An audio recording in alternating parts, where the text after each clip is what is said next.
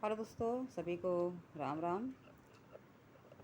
आज दूसरा अध्याय आज हम पढ़ रहे हैं। कल हमने यहीं से छोड़ा था, तो आज यहीं से शुरू कर रहे हैं। जय श्री राम, जय हनुमान जी। मकर नक्र नाना झस व्याला, सत जो जन तन परम विशाला। आई सेउ एक तिनहि जे खाही, एकन के डरते पई डेराही। बहुत तरह के मगर, नाग, घड़ियाल, मक्ष और सर्प थे, जिनके 100 योजन के बहुत बड़े विशाल शरीर थे। कुछ ऐसे भी जंतु थे जो उनको भी खा जाएं। किसी किसी के डर से तो वह भी डर रहे थे।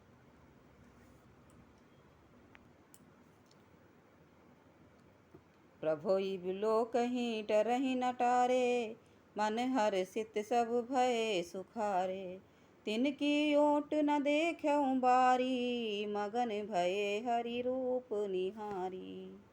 वे सब बैर विरोध भूलकर प्रभु के दर्शन कर रहे हैं, हटाने से भी नहीं हटते। सबके मन हर्षित हैं, सब सुखी हो गए। उनकी आड़ के कारण जल नहीं दिखाई पड़ता। वे सब भगवान रूप देखकर आनंद और प्रेम से मग्न हो गए हैं। चला चला कुटक प्रभु आयसु पाई, को कहीं एक कपीदल विपुलाई। प्रभु श्री रामचंद्र जी की आज्ञा पाकर सेना चली। वानर सेना की विपुलता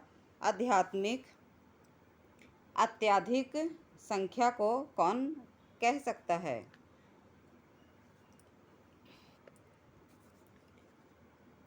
सेतु बंध भई भीर अति, कपिनभ पंद उड़ाही।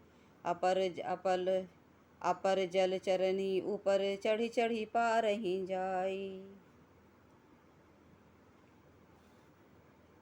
सेतु बंध पर बड़ी भीड़ हो गई।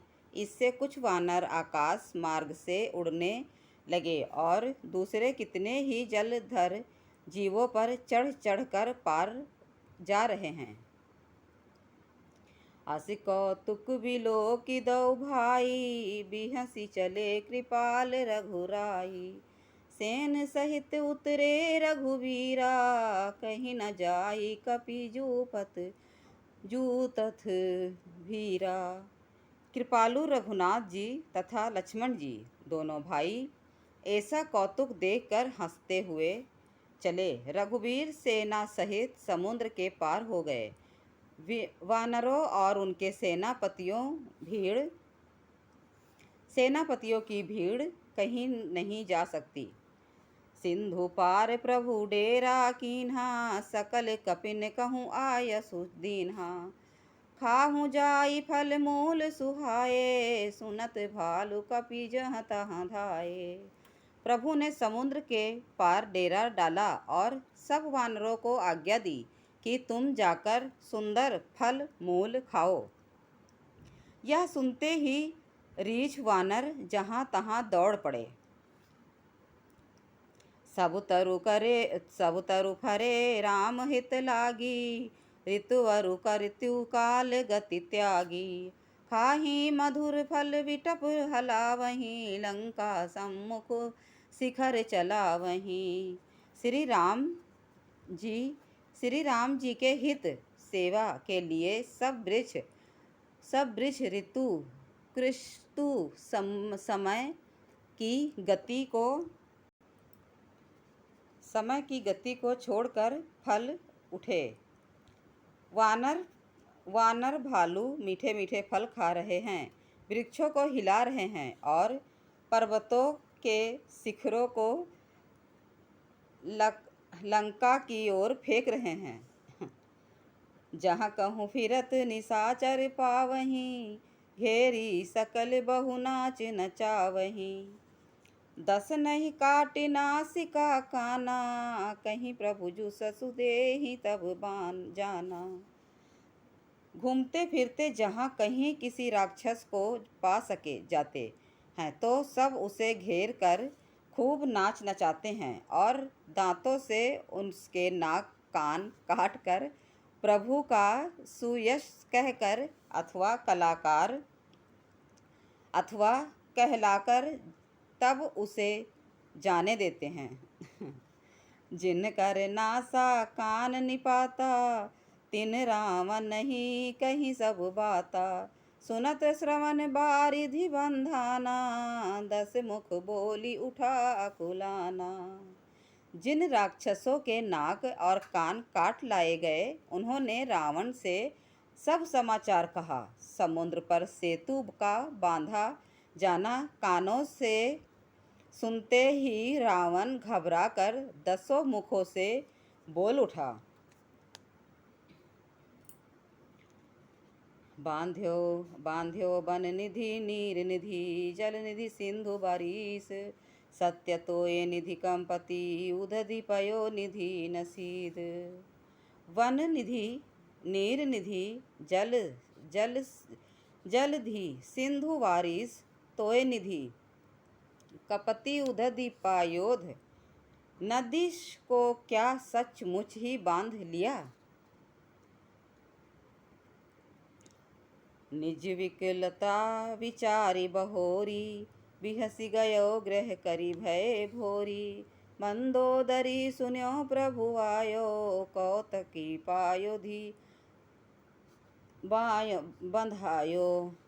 फिर अपनी व्याकुलता को समझ कर ऊपर से हंसता हुआ भय को बुलाकर रावण महल को गया। जब मंदोदरी ने सुना कि प्रभु श्री राम जी आ गए हैं, उन्होंने खेल में ही समुद्र को बंधवा लिया है। कर गही पतहि भवन निज बानी, आनी बोली परम मनोहर बानी। चरण नाई सिरु चलु रोपा, सुनहु बचन पिए पर हरि कोपा।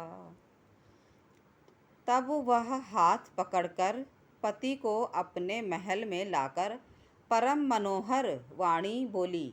चरणों में सिर नवाकर उसने अपना आंचल पसारा और कहा, हे प्रियतम, क्रोध त्याग कर मेरा वचन सुनिए। पर रावण कहाँ सुनने वाला था। नाथ बयरु कीजे ताहि सो, बुद्धि बल सकियो जीति जाहि सो। तुमहि रघुपति ही अंतर कैसा, खलु खगोत दिन करहीं जैसा।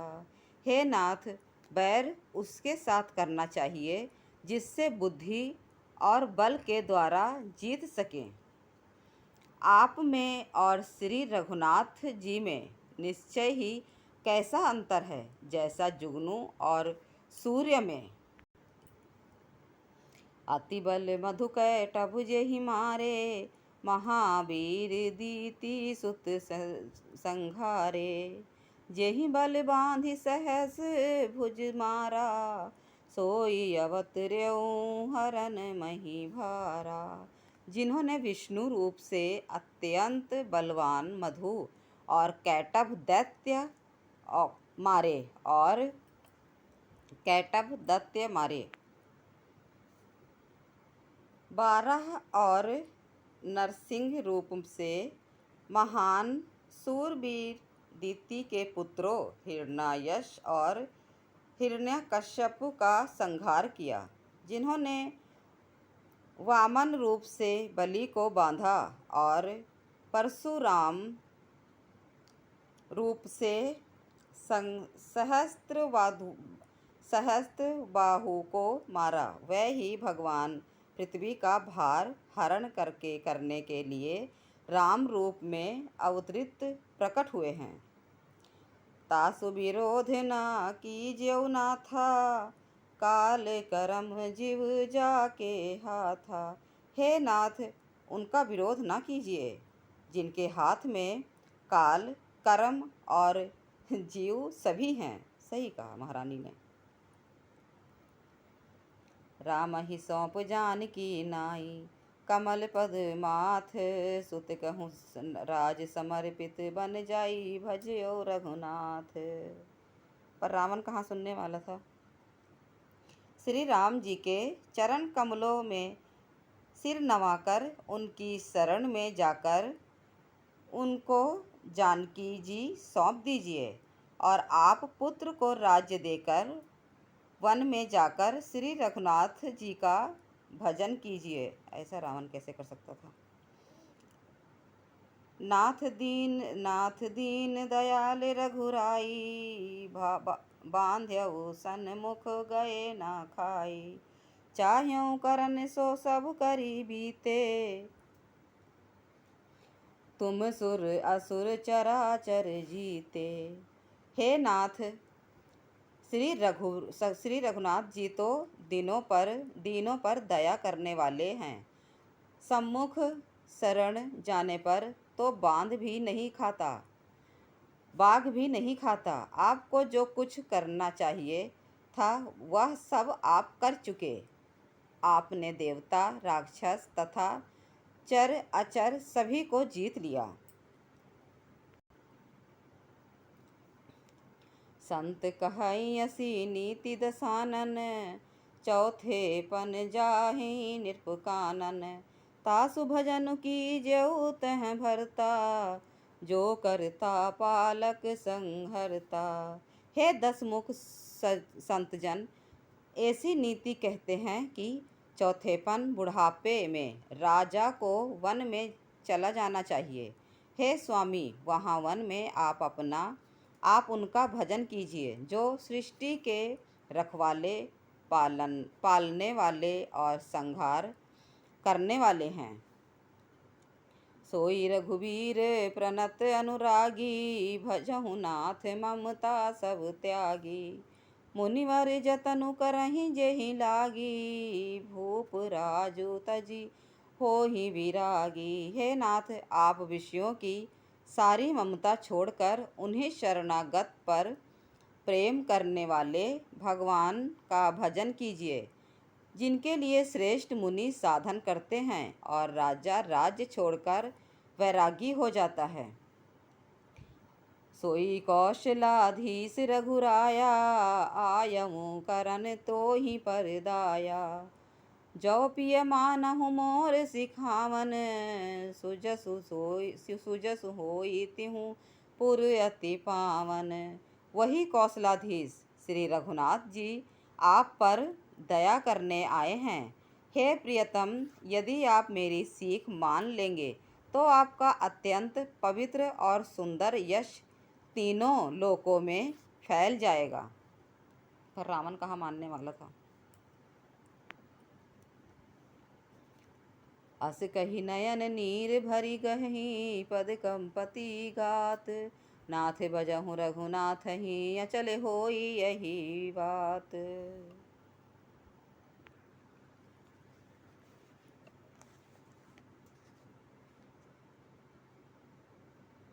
ऐसा कहकर नेत्रों में करुणा का जल भरकर और पति के चरण पकड़कर कांपते हुए शरीर से मंदोदरी ने कहा, हे नाथ,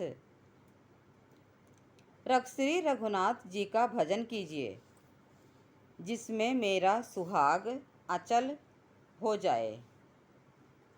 तब रावण मैं सुता उठाई, कहे लाग खल निज प्रभुताई, सुनते प्रिय वृथा भय माना, जग जोधा को मोहि समाना। तब रावण ने मंदोदरी को उठाया और वह दृष्ट उससे अपनी प्रभुता कहने लगा। हे प्रिय, सुन, तूने व्यर्थ ही भय मात रखा है। बता तो, जगत में मेरे समान योद्धा है कौन। हाँ हाँ, बहुत योद्धा है। वरुण कुबेर पवन जम काला, भुज बल जीत्यहु सकल दिगपाला, देव दनुज नर सब बस मोरे, कवन हेतु उपजा भय तोरे। वाह। वरुण, कुबेर, पवन, यमराज आदि सभी दिक्पालों लोकों तथा काल को भी मैंने अपनी भुजाओं के बल से जीत रखा है। देवता, दानव और मनुष्य सभी मेरे वश में हैं। फिर तुझको यह भय किस कारण उत्पन्न हो रहा है? क्योंकि मंदोदरी को राम जी का बल पता था, इसीलिए भय था उसके अंदर। मूर्ख रावण, नाना विधि ही कहसी बुझाई, सभा बहोरी बैठ सो जाए। मंदोदरी हृदयस जाना, काल भस्य उपजा अभिमाना। मंदोदरी ने उसे बहुत तरह से समझाकर कहा, किंतु रावण ने उसकी एक भी बात ना सुनी और वह फिर सभा में जाकर बैठ गया। मंदोदरी ने हृदय में ऐसा जान लिया कि काल के वश होने से पति को अभिमान हो गया है। सही कहा मंदोदरी ने। सभा आई मंत्रिन ते ही बूझा, करब कवन विधि पूजे से जूझा।